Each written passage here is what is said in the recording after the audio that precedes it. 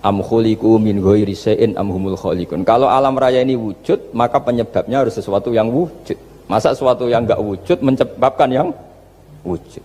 Kalau angka 10 ada, 1 juta ada, pasti dimulai angka 1. Makanya nisbatus naini wal arba'ah ila ma la nihayatalaha itu semuanya nisbatul far'i ilal asli. Semua angka berapapun jumlahnya itu binisbat ilal wahid adalah nisbatul far'i ilal asli. Itu cara-cara, makanya tadi kajian ilmu itu tidak ada habis-habis. Makanya perasaan saya itu kemungkinan orang Islam jadi ateis itu kecil, Pak Fathul Wahid. Saya punya kitab, ini saya ulang lagi, kitab calon wali. Kenapa saya sering cerita wali? Kalau di kampus itu kan orang inginnya ya jadi dekan, jadi rektor atau jadi menteri lah kira-kira gitu. Kalau di pesantren orang itu cita-citanya satu, ingin jadi wali. Ya supaya majelis ini barokah, saya tidak perlu cerita dunia kampus. Kalau ceritakan corong Jawa nguyai segoro lah. Bongso keinginan gitu kan tidak selera saya, juga ada dunia saya. Supaya sampai dapat ilmu ya saya cerita dunia. Itu kitab, saya punya kitab calon wali lah kira-kira, atau wali sudah wali top, namanya kitab Tasbitul Fuad, karangannya Sayyid Abdul Haddad. Itu beliau cerita, di antara ceritanya itu unik. Kata beliau begini, saya itu tidak khawatir orang Islam jadi murtad, apalagi jadi ateis, karena kalimat la ilaha illallah itu sahlatun qaribah, kalimat yang mudah sekali, sehingga saya tidak khawatir orang Islam yang ketemu orang ateis, ketemu orang macam-macam, asal diajari kalimat ini secara benar. Terus beliau cerita, yang saya takut tuh mereka masalah perempuan dan harta. Kalau iman kayaknya enggak. Singkat cerita yaitu di kitab seperti itu. Singkat cerita saya ketemu banyak orang yang kuliah di McGill atau kuliah di Amerika, di Jerman, mungkin di Norwegia, di mana-mana, di Australia, dan ketemu teman-teman yang di Korea Selatan juga. Mereka itu orang kebanyakan yang nyuwun sewu enggak keluarga kiai, tapi mereka enggak ada yang enggak tetap iman. Ketika saya tanya, kenapa Anda tetap iman? Padahal ada beberapa negara yang lebih stabil, lebih makmur dibanding negara yang mengklaim sebagai negara Islam. Itu cara berpikir ya sederhana. Enggak lah Gus, kayaknya kok Tuhan kok ada tanggal lahirnya? Enggak lah, kayaknya yang namanya Tuhan tuh ya awal lah. Masa pencipta langit bumi dituhani orang yang lahirnya di bumi? Kayak enggak lah kayaknya. Jadi ya berpikir sederhana. Padahal ya kurang ajarnya Masya Allah. Anak ini ya dugem ya macam-macam, tapi kalau ditanya disuruh yang lain nggak mau dia. Enggak lah, kayak yang benar tetap Islam. Karena kalimat ini, yaitu tadi eksistensi Tuhan, tadi eksistensi Allah itu, la ilaha illallah itu kalimatun sahlah, kalimatun qoribah, kalimah yang begitu mudah difahami. Kenapa mudah difahami? Misalnya kita ngaji, Tuhan itu siapa? Yang menciptakan langit dan bumi. Dengan misalnya perbandingan Tuhan itu siapa? Yang lahir di bumi tahun sekian. Enak mana cara kita menerima itu? Kan keren yang menciptakan langit dan bumi. Tuhan itu siapa? Yang ada sebelum langit dan bumi. Dengan misalnya Tuhan adalah yang lahir di bumi. Keren mana itu? Nah, bayangkan kalau kita punya Tuhan Fir'aun. Sudah mati jadi tontonan kan, terus gak keren maksudnya punya Tuhan kok seperti itu. Nah ini yang katanya Syekh Abdul Haddad, kalimat ini sahlatun qaribah. Sehingga kalimat ini pula yang kita dilatih, la ilaha illallah kalimatu haqqin 'alaiha nahya wa 'alaiha namut wa 'alaiha nub'ats atau wa biha nub'ats insyaallah taala minal aminin.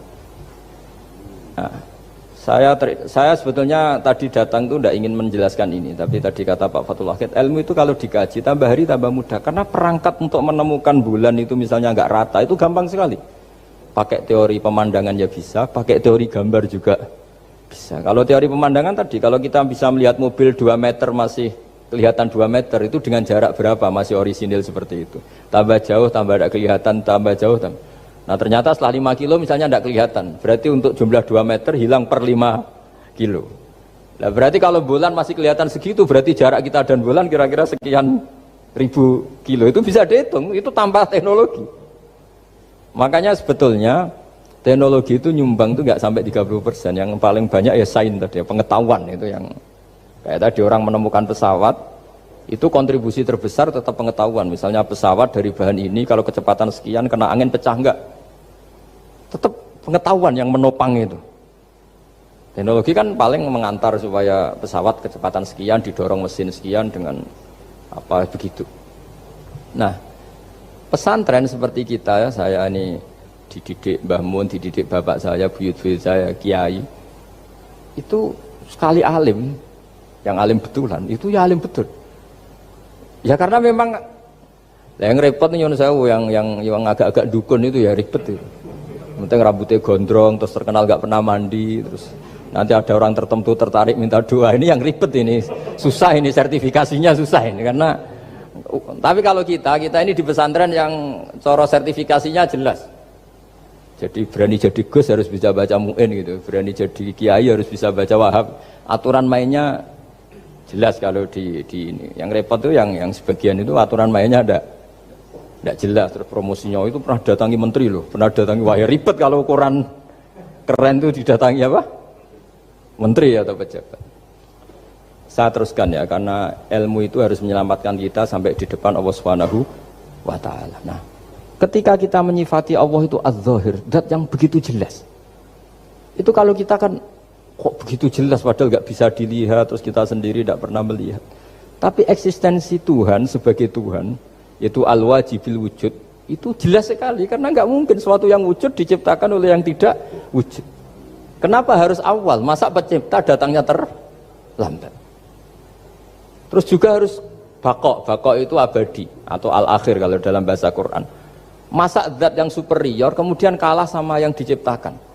Berarti nanti ada kekuatan besar yang mengalahkan Tuhan. Ya kan ya aneh, kekuatan ini dalam kendalinya kemudian Allah kalah kan tidak mungkin. Makanya disebut al-akhir. Allah pasti tidak ada yang mengalahkan. Terus diantaranya lagi disebut qiyamuhu binafsihi. Kalau dalam bahasa Quran disebut al-qayyum, zat yang berdiri sendiri. Gak boleh Tuhan butuh yang lain. Kalau butuh yang lain berarti bergantung pada yang lain, dan nggak usah jadi Tuhan lah kalau masih butuh yang lain. Sehingga karena kekuatan ini, saya ulang lagi, karena kekuatan ini, ketika anak-anak mahasiswa kuliah di Jerman atau di Swiss, di negara-negara yang lebih bahagia ketimbang negara yang mayoritas Muslim, itu mungkin mereka tertarik sama sistem negara itu karena ada jaminan sosial ini. Tapi nggak pernah tertarik sama Tuhannya negara itu, karena dihitung-hitung tadi Tuhannya mesti keren kita gitu. Jadi, ini cerita ke saya Abdul Haddad. Kata saya Abdul Haddad, kamu tidak usah khawatir lah umat Islam murtad atau jadi ateis gitu. Karena penjelasan tauhid Islam itu begitu jelas. Jadi by design manusia itu pasti nerima tauhid kira-kira gitu. Jadi ini pentingnya adz-dzahir. Jadi Allah itu begitu apa? Jelas. Tapi Allah juga mensifati dirinya al-batin. Nah, al-batin itu gak mudah dikenali. Kenapa? Karena tubuh kita desainnya ini profan, tubuh kita tidak sempurna, rentan. Nah, tentu sesuatu yang nggak sempurna ini tidak bisa melihat zat yang super apa? Sempurna. Kita bisa rusak sementara Allah tidak. Nah karena alasannya tubuh kita ini didesain untuk rusak, maka di surga itu keyakinan para ulama orang bisa melihat Allah karena desain tubuhnya sudah dirubah dari desain profan menjadi keabadian. Sehingga di sini terus ada kelayakan melihat. Itu pun tetap min ghairi kaifin walan hisorin, tetap ya bisa melihat, tapi corong Jawa itu keceluk melihat tapi tidak sampai faham. Karena bagaimanapun Allah itu la tudrikul absar wa huwa yudrikul absar. Bagaimanapun Allah itu laisa kamitslihi syai'un, tidak ada padanannya. Jadi makanya Allah punya sisi adz-dzahir bisa dikenali sekali. Kenapa? Ya tadi nisbatus naini wal arba'ah ila ma la nihayata laha itu nisbatul far'i ilal asli. Saya punya kitab Pak Fathul Wahid, diajar Mbah Mun dulu, kitab Al-Husnul Hamidiyah. Itu yang ngarang itu ya kayak kelihatan ngawur, tapi ngawurnya orang alim. Jadi di situ ada gambar, gambarnya itu nggak jelas. Mungkin pengarangnya juga nggak bisa gambar kayaknya. Wah bulat, benang bulat ada, gambar gunung ada, gambar yang tambah ngawur ya banyak sekali. Gambarnya itu nggak ada yang jelas. Tapi dari nggak jelas itu beliau bilang gini, gambar yang bulat ini, yang nggak jelas ini, tetap kamu punya rumus kan? Itu dimulai dari satu titik. Mau gambar gedung tingkat 5, mau gambar hutan ada harimaunya, tetap dimulai dari satu titik. Ya alam raya ya seperti itu, mau ada Mars, cek mau ada Jupiter, kayak tetap dimulai dari situ titik. Nah, ini namanya nuqtatul wujud, titik kewujudan, yaitu Allah Subhanahu wa Ta'ala. Sehingga ketika kita ngaji, ketika di pesantren dulu, penjelasannya adalah Al-Quran maknanya dipadatkan di Fatihah, Fatihah dipadatkan di Bismillah, katanya Bismillah dipadatkan di titiknya ba. Nah titik ba ini dianggap titik awal wujud, bi kana makana wa bi yakunu mayakun. Kira-kira Allah mentitahkan karena saya semuanya yang ada, dan karena saya yang mau ada bisa saya adakan. Nah, itu sirinya lah. Jadi menerangkan tauhid itu pakai gambar. Gambarnya keliru sekali lah kalau dalam orang seni mesti ngeliat gak seni itu. Karena dia agak butuh gambarnya, butuh mau menjelaskan bahwa dunia sebanyak ini, bahwa alam raya sebanyak ini tetap dimulai dari satu titik. Nah, sehingga di sini ada tauhid qul huwallahu ahad, Allahus samad, dan seterusnya. Nah, saya mohon lewat penjelasan ini ya, baik orang yang ahli teknik maupun ahli medis, ahli apa saja, tolong latihlah memberi penjelasan yang mudah sehingga agama ini mudah dicerna. Sehingga kalau ini dijelaskan cara mudah beragama itu jadi gampang. Makanya ciri utama agamanya orang-orang baik itu satu, man radiya billahi robba. Radiya itu seneng banget. Kenapa seneng banget? Karena memang agama ini nyaman, indah. Jadi datang dengan kebenaran yang mudah dicerna. Coba kalau agama ini datang dengan cara misalnya gini, kamu harus menuhankan ini. Dan kita tahu itu lahirnya di bumi. Kan ada yang ganjel.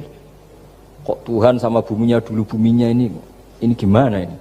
Kan pusing. Bu Anda profesor nggak bisa jawab itu.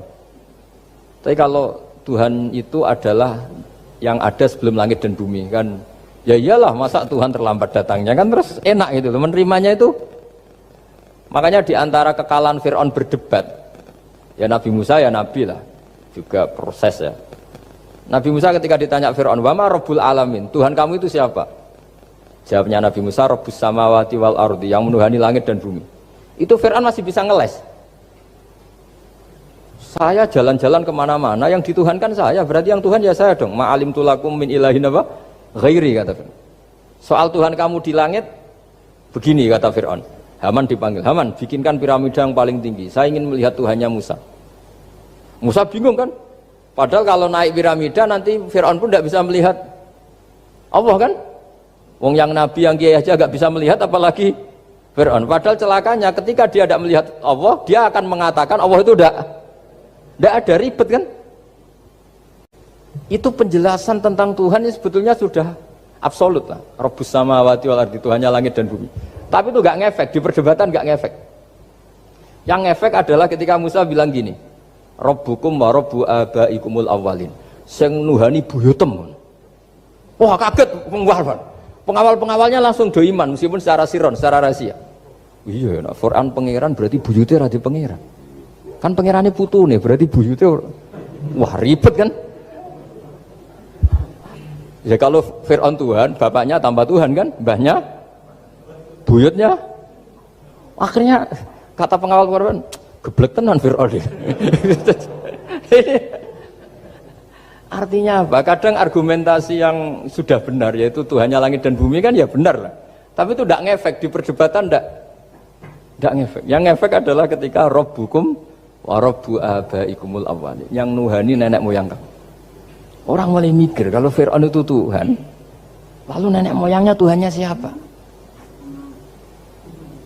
Jadi ini seninya, makanya diantara syarat Nabi, jadi Nabi itu sidik, amanat, tabligh, fatona. Fatona itu ada kecerdasan.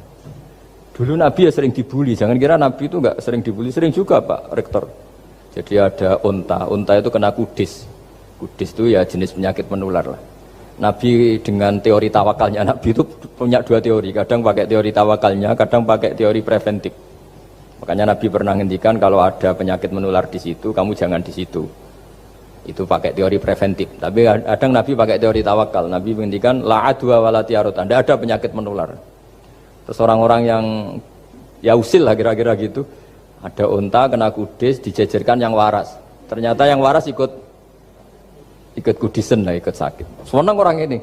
Ya Rasulullah, ini saya jejerkan, ternyata yang enggak tertular jadi tertular. Padahal engkau bilang enggak ada penyakit menular. Nabi jawabnya lucu. Faman a'dal awwala, kalau yang pertama ini tertular siapa?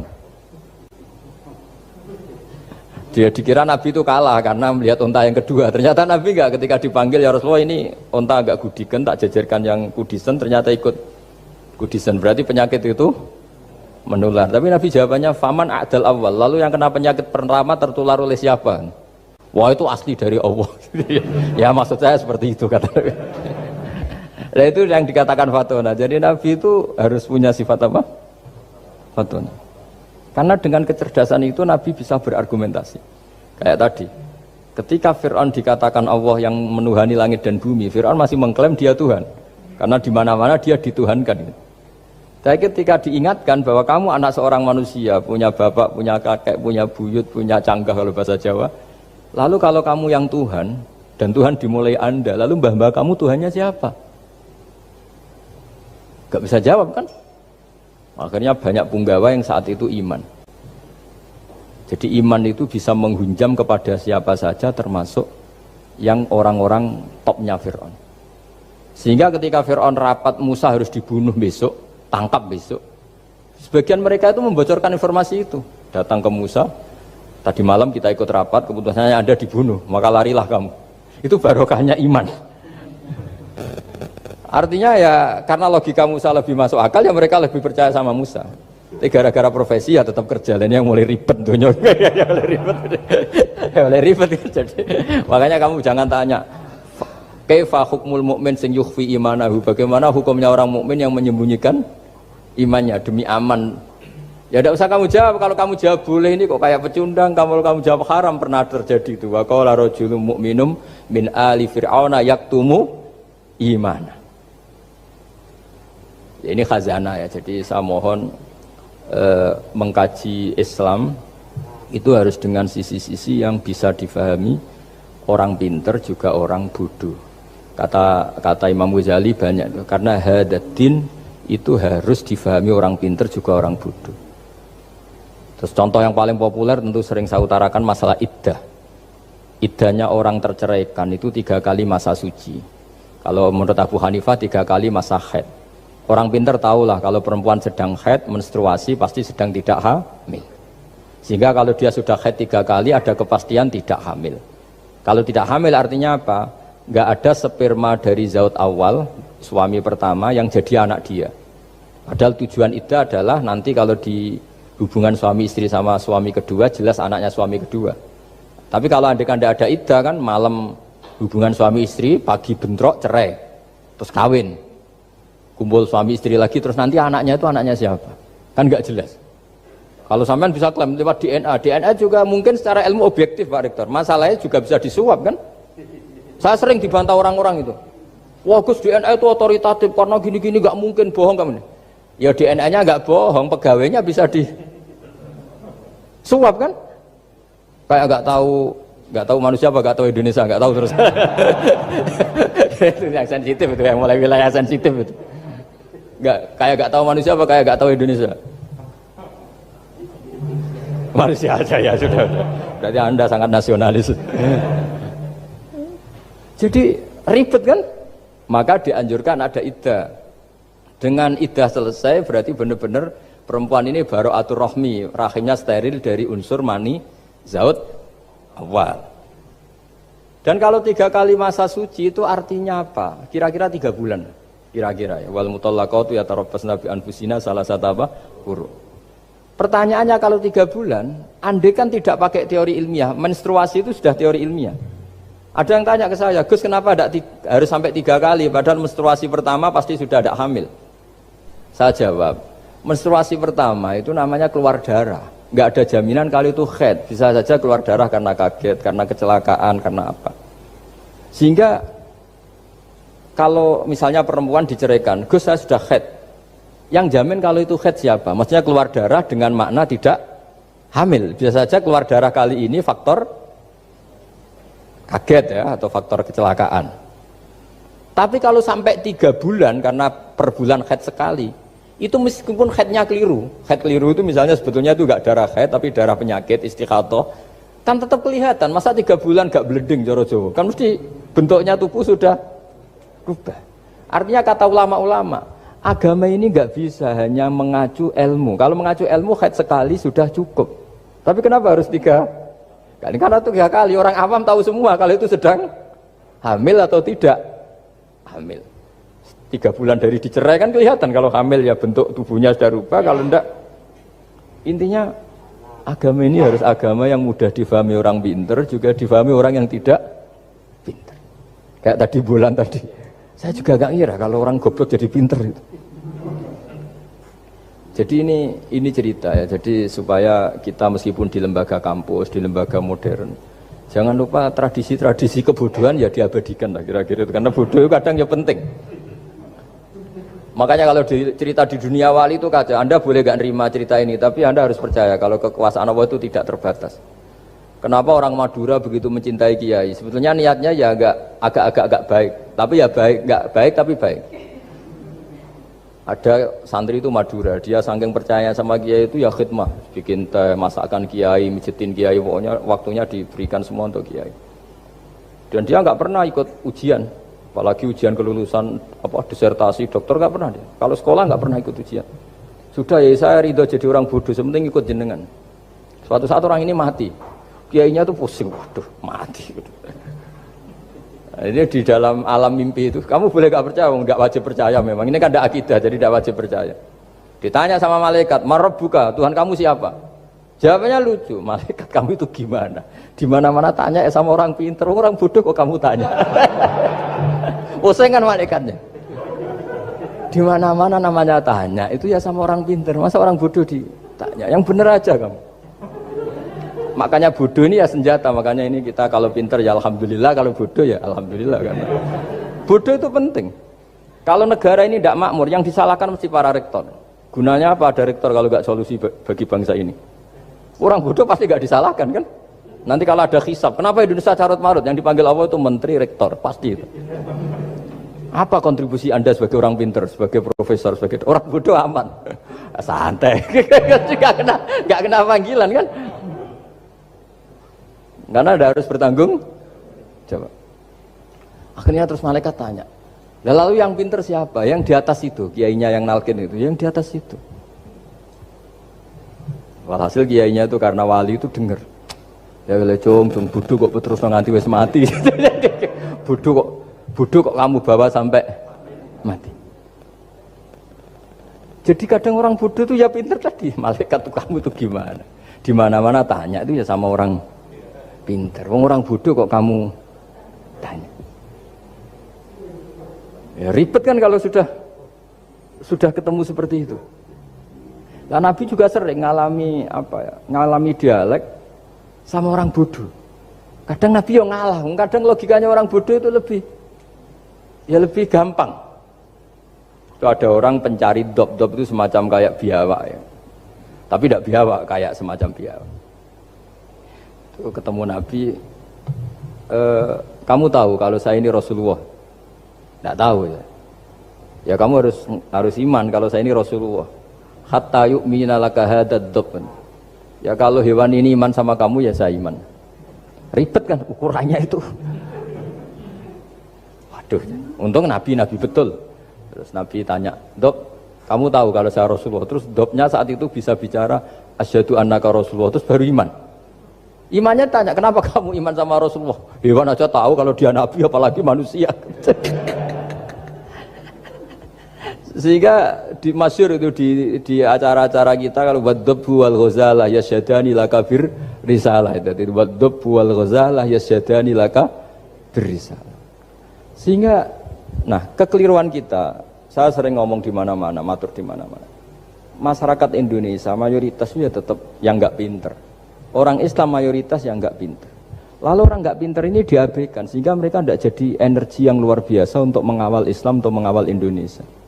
Itu keliru menurut saya. Menurut saya orang-orang yang enggak pinter pun itu punya nurani. Zaman kita dijajah Belanda, itu tidak semua orang rektor, tidak semua orang profesor, tidak semua orang kiai, tidak semua orang alim. Mereka orang-orang yang enggak terpelajar, tapi tetap tahu caranya melawan apa? Belanda, melawan penjajah. Karena tadi manusia ini diciptakan itu sudah punya pengetahuan. Seperti mukadimah dibaca Pak Rektor, Iqra wa rabbukal akram alladzi 'allama bil qalam 'allamal insana ma lam ya'lam. Jadi bawaan manusia itu akan tahu untuk sesuatu yang perlu diketahui meskipun dia orang bodoh. Saya ulang lagi, meskipun mereka orang apa? Orang bodoh. Ya, di sini ini Islam datang yastawi fistifadatiha fistifadati syariah ar-rijalu wasibyan, bahwa ukuran kebenaran itu adalah siapapun mudah tahu. Bahwa angka 2, angka 3, angka 5 itu adalah far'ul wahid, cabang dari angka 1. Fal aslu huwal wahid, yang asli adalah angka 1. Dan 1 ini harus 1. 0, itu ditemukan untuk setelah ada angka 1, jangan keliru kamu. Tanpa ada angka 1 tidak ada 0, 0, ada gunanya kalau ada 01. Misalnya ada orang bilang, tapi kan ada 0,5, tetap saja harus ada angka 1, nggak bisa. Kamu bayangkan 0,5 kan karena ada 1. Artinya apa? Kamu bilang separuh dari 1. Tapi itu pun karena sudah ditemukan aljabar. Makanya kalau dalam matematika Arab, mungkin di sini banyak orang eksak. Kalau matematika Arab itu mudah sekali Pak On. Orang Arab itu nggak mau bilang 2,5. Misalnya zakatnya tijarah itu 2,5. Itu kan kalau kita zaman SD kan garap porogapit. Itu orang Arab nggak mau. Saya pernah cepet-cepetan garap matematika, yang ahli matematika sama saya itu cepet saya. Karena saya pakai matematika bodoh. Justru itu gampang. Kalau orang Arab cara berpikir gini, kalau bilang 2,5 itu rubu'ul usur. Apa? Rubu'ul usur. Dari rubu'ul usur gini, 1/4 dari 1/10. Jadi misalnya 100 1/10-nya berapa? 10. Setelah 10, 1/4-nya berapa?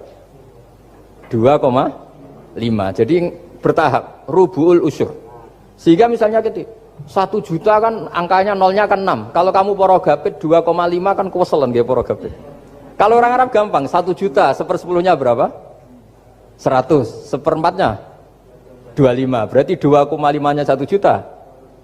25.000. Orang Arab bilangnya rubu'ul usur. 1/4 dari 1/10. Jadi di 1/10-kan dulu baru di 1/4. Jadi lebih cepat. Sampai pakarnya tanya, Gus kok bisa gini? Wah, aku anak kiai ngawur. Saya ini, makanya banyak orang pesantren itu pintar matematika. Sebetulnya matematika yang model, ya sebenarnya kayak agak model bodoh itu. Tapi itu gampang, orang awam gampang. Kalau kita kan enggak, misalnya zakatnya zuruk, zakatnya tanaman itu 1/10 atau 1/20. Kalau orang Arab enggak mau 1/10 atau 1/20. Berarti kalau 100 ton atau 100 pintal berarti berapa? 10 atau 5 kan? 1/10-nya 100 berapa? 10. Kalau 1/20-nya 5. Kalau hitung-hitungan di fikih zakat orang modern kan 1/10 atau 1/20. Kalau orang Arab nggak mau bilang gitu. Zakatnya zuru itu al-usyur 1/10. Berarti per 100 ton misalnya 10. Atau nisful usur, separuh dari 1/10. Jadi nggak mau bilang 1/20. Usur atau nisful usur. Gampang mana coba? Ya kan, usurnya kan 10. Kalau nisful usur 5 atau 1/20. Daripada gawe porogapit, wah seruat. Jadi kita ini yang kelihatan goblok matematikanya ya pinter juga gitu. Meskipun juga tetap goblok karena tidak nekuni gitu. Sehingga di pondok itu ya dulu diajarkan faraid, falak itu ya gampang sekali karena memang hitungan Arab gitu. Kalau bilang 2/3 itu sulusani apa? Jadi 6. 2/3-nya 6 berapa? 6 sulusnya berapa? Sepertiganya 2. Nah, 1/3 itu 1/3 2 kali. Berarti berapa? 4. Ya, 6 itu 2/3-nya kan? Pokoknya bahasa Arabnya sulusan. Kalau orang terjemahnya berapa? Kalau orang 2 kali 1/3 apa? 2/3. Sulusan itu 2/3. Nah, itu kalau orang Arab bilang enggak 2/3, sulusani. 1/3 2 kali. Jadi 6 di 1/3 dulu 2. Nah 2 itu 2 kali. Berarti berapa? 4. Jadi itu. Nah Quran itu ya kira-kira gitu. Jadi kelihatannya goblok, tapi itu pinter itu. Yang porogapit kelihatannya pinter, tapi tidak pinter. Ukuran orang pinter yang mempermudah yang sulit. Jangan mempersulit yang mudah kan itu. Makanya saya bilang ini yang pinter yang mana itu. Nah. Saya kembali lagi ke tadi. Jadi agama ini datang dengan sebegitu mudah. Sampai matematika yang katanya sulit, itu matematika Islam itu mudah sekali. Karena tadi, misalnya kalau 1 miliar zakatnya 2,5% berapa? Kan pusing kan? Tapi kalau kamu pakai teori rubul usur 1 miliar, usurnya 100 juta. 1/4-nya 25 juta. Berarti per 1 miliar. Gampang mana coba sama ngomong itu? Nanti ada yang nyeleduk gampang kalkulator Gus.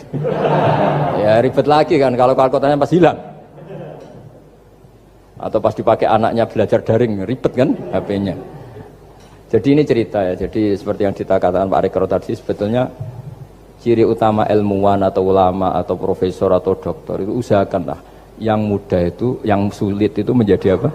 Mudah. Yuridu wa bikumul yusra wa la yuridu bikumul usra. Sehingga kata Imam Alamudi, dia menjadi wali besar itu justru karena belajar tauhid.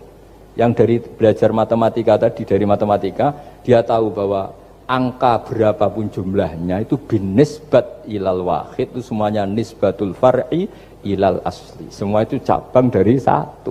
Alam ini kayak apa besarnya, apa Mars ada Jupiter, tetap semuanya nisbatnya ke Allah adalah nisbatul far'i ilal